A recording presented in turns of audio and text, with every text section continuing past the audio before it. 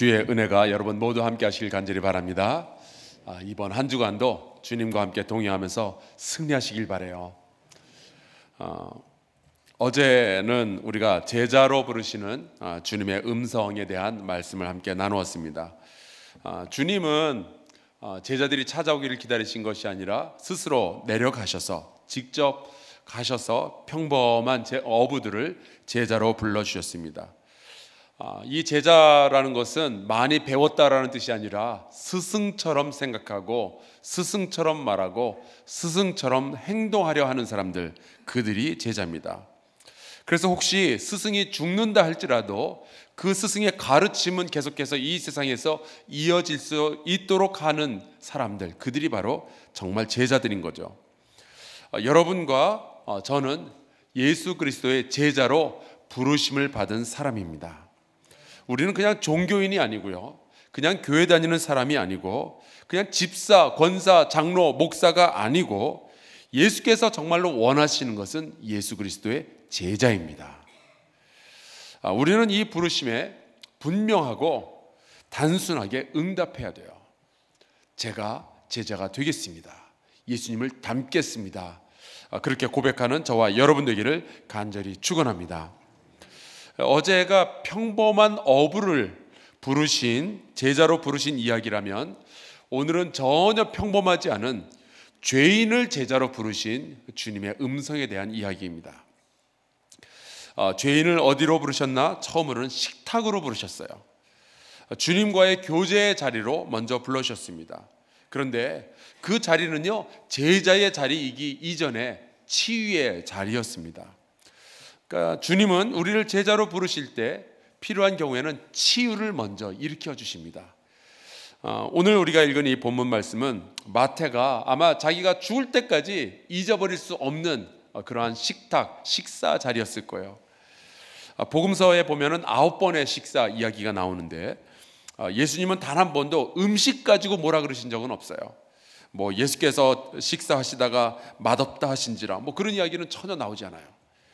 대신에 이 예수님과 하는 이 식탁 자리에서는 주로 그 식탁 주변에 앉은 사람들과 어떠한 일들이 일어나는지, 무슨 관계가 있는지 그런 이야기가 주로 나오죠. 오늘 이 이야기의 배경은 가버나움이라는 도시입니다. 성경의 역사를 아는 사람들은 가버나움 그러면 벌써 이렇게 머릿속에 확 들어오는 것이 있어요. 고대 이스라엘에는 우리도 이제 큰 도로에는 톨게이트라는 것이 있잖아요. 그 고대 이스라엘에도 고속도로들이 있었습니다. 그 중에 3군데의 톨게이트가 설치가 되어 있었는데, 그 하나가 가버나움이에요. 또 하나는 북쪽으로는 가이샤라라는 곳에 이 톨게이트가 있었고, 남쪽으로는 여리고의 톨게이트가 있었습니다. 이 도시들을 통과하지 않고서는 이스라엘의 주요 도시들을 갈 수가 없었어요.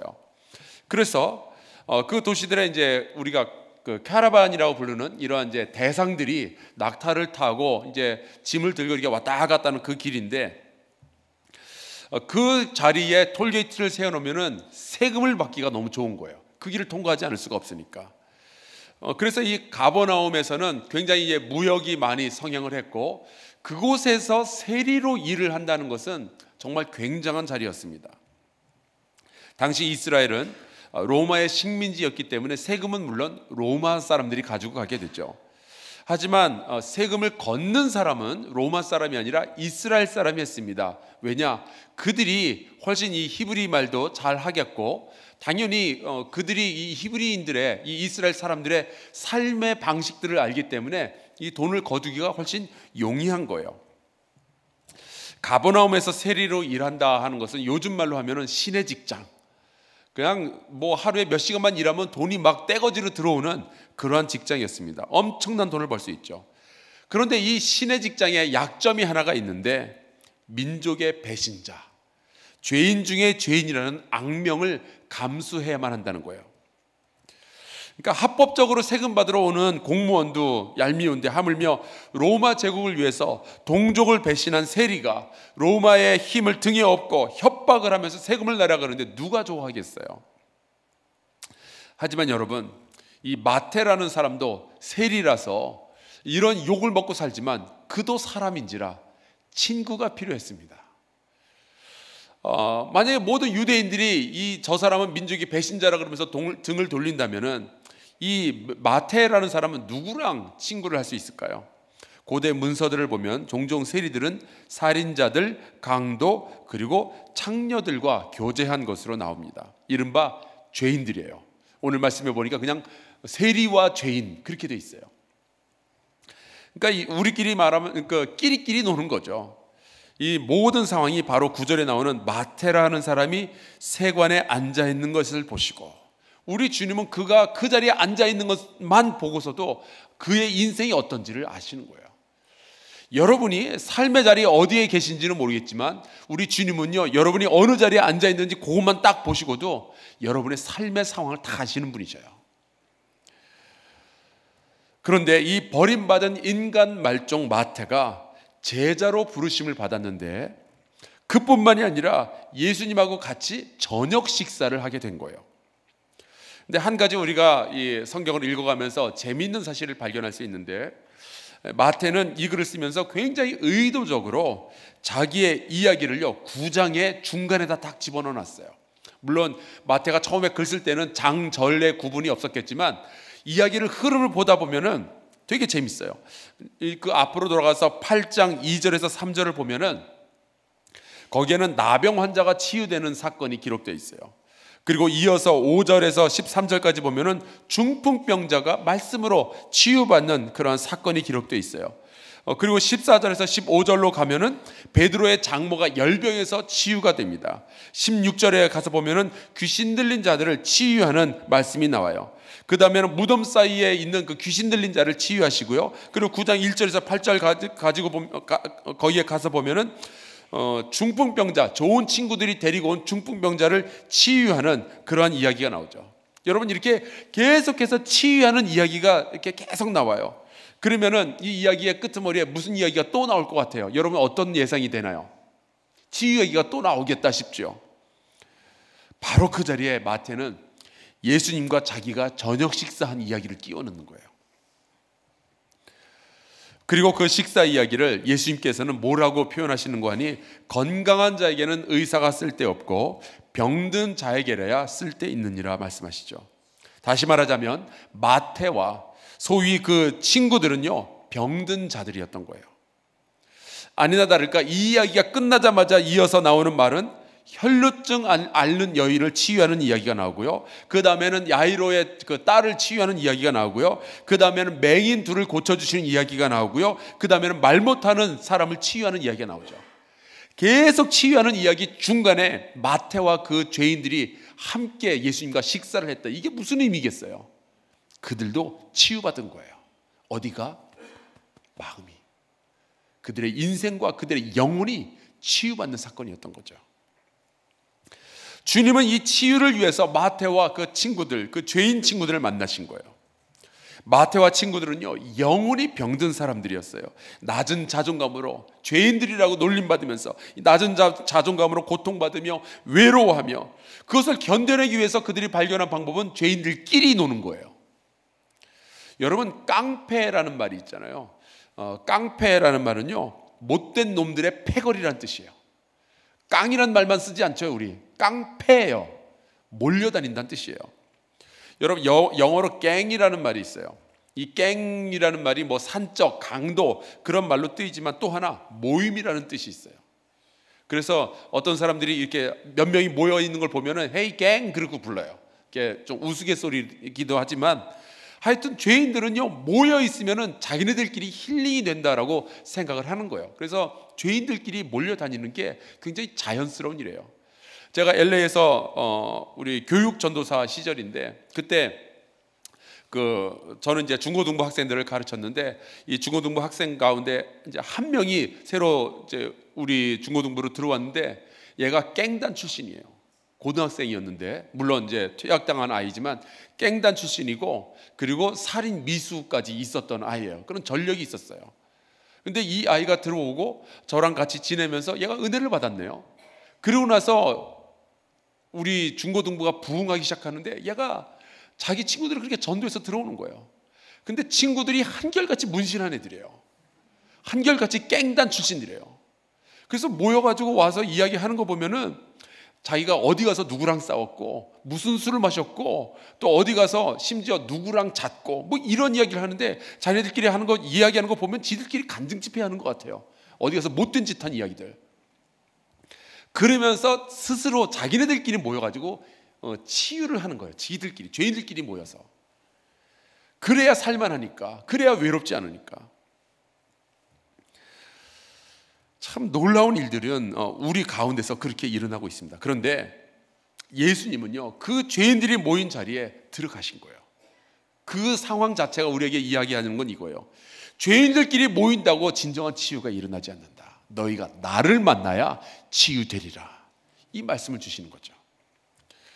하나님께서는 예수 그리스도를 통해서 병자들과 귀신 들린 자들을 사랑하시며 치유하시길 원하신다는 것을 분명하게 보여주셨어요. 그렇다면 과연 하나님께서는 이 도덕적으로 종교적으로 가장 타락한 자 마태와 그의 죄인들에게도 사랑의 손을 내미시고 그들을 치유하길 원하실까? 대답은 예스죠.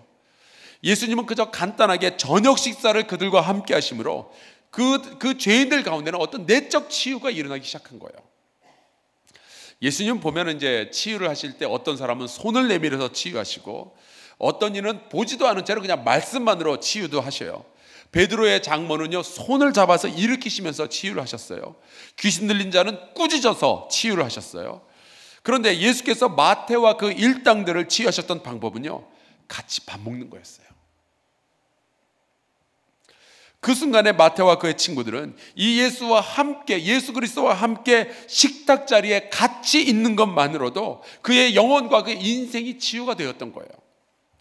여러분, 예수께서 우리의 삶 속에 계실 때에 때로는 우리가 예수님의 손길을 만질 수 없어도, 때로는 우리가 예수님의 음성을 들을 수가 없어도요, 예수께서 꾸짖지 않으셔도요, 우리 안에서는 예수 그리스도와 함께만 있다면 치유가 일어나게 될 줄로 믿습니다. 그게 예수님의 힘이에요. 마태는 예수님과 같이 했던 이 죄인들의 저녁 식사를 평생 잊을 수가 없었어요. 못 잊죠. 어떻게 잊어요? 다른 이들로부터 너는 죄인이야, 너는 배신자야, 너는 거짓말쟁이야, 너는 타락했어, 넌 안 돼, 넌 교회도 나오지 마, 늘 이런 말을 듣던 이 사회의 그늘에서 살아오던 자기 자신과 자기의 친구들에게 예수께서는 너희도 하나님의 사랑을 받을 자격이 있다라는 소식을 들고 찾아오신 거예요. 그리고 마태에게 너 내 제자가 되어주지 않겠냐 물어보시는 거죠. 이 철두철미한 죄인에게. 혹시 여러분 마태 같은 사람이 주변에 있지 않은지 한번 생각해 보세요.